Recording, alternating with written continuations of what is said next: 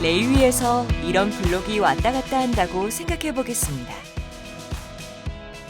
레일과 블록 사이에는 마찰이 작용하기 때문에 이렇게 움직이려면 어느 정도 힘이 필요합니다. 블록 위에 무거운 물체를 올린다면 더 많은 힘이 필요하겠죠? 물체가 너무 무거우면 움직이지도 않을 겁니다. 레일과 블록 사이에 둥근 볼을 넣어주면 마찰이 줄어들면서 아주 적은 힘으로도 블록을 움직일 수 있게 됩니다. 이런 장치를 실제 산업 현장에서 사용한다면 좀 더 정돈된 모습이어야 될 것 같습니다. 블록을 레일 안에 끼워 넣고 그 사이에 볼을 넣어주면 쉽게 움직일 수 있고 볼이 외부에 노출되지 않아 좀 더 안정적으로 사용할 수 있을 겁니다. 이처럼 어떤 물체를 직선으로 움직일 수 있도록 도와주는 장비를 리니어 모션 가이드, 줄여서 LM 가이드라고 합니다. LM 가이드를 이용하여 다양한 장비의 동작을 구현할 수 있습니다. LM 가이드는 강도가 높은 합금강인 베어링 강을 사용하여 만듭니다. 최신의 LM 가이드는 볼이 무한 궤도로 돌면서 움직이는 형태로 진화했습니다. 볼은 좌우 2개씩 총 4열이 들어가는 형태가 있고 좌우 1개씩 2열이 들어가는 형태가 있습니다. 2개씩 들어가는 형태는 앞에서 보면 약간 대각선으로 배열되어 있습니다. 총 4열의 볼들이 무한궤도를 이루며 돌아가고 있습니다. 볼은 레일과 블록 사이에 있는 홈에 접촉하여 돌아가는데요.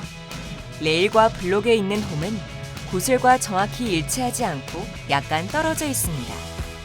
재료를 가공할 때 오차가 발생하여 정확히 맞추기 힘들기 때문에 기술상 이런 아치 형태로 만드는 게 가장 이상적입니다. 그래서 볼은 홈에 2점으로 접촉한 상태로 이렇게 돌아갑니다.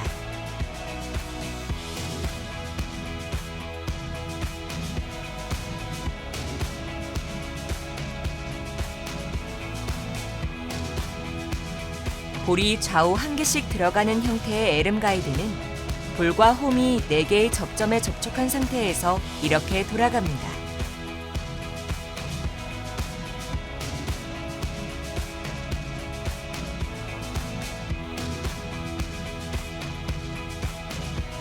두 점이 접촉하여 돌아가는 형태를 서큘러 아크홈 구조라고 하고 4점이 접촉하여 돌아가는 형태를 고딕 아치홈 구조라고 합니다.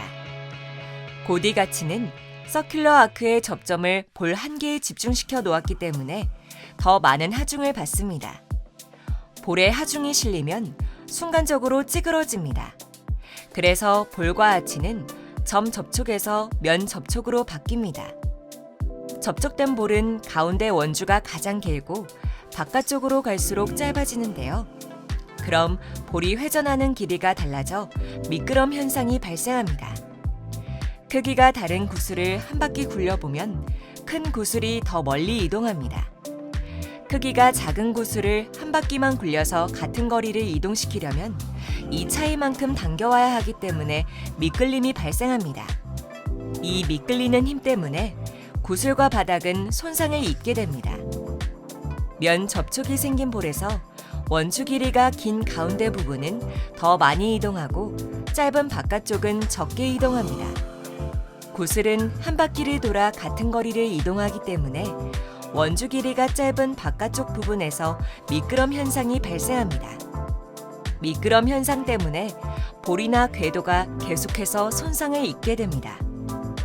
고딕 아치홈의 경우 4점이 접촉하여 회전하기 때문에 2점 접촉인 서큘러 아크홈 타입보다 원주 길이의 차이가 더 크기 때문에 미끄럼 현상도 커집니다. 고딕 아치홈은 볼이 1렬만 들어가기 때문에 구조가 간단하고 크기가 작아져 좁은 공간에도 구현할 수 있는 장점이 있습니다. 하지만 서큘러 아크홈 타입보다 볼에 더 많은 하중이 실리고 미끄럼 현상이 더 크기 때문에 무거운 장비를 사용하면 수명이 감소합니다.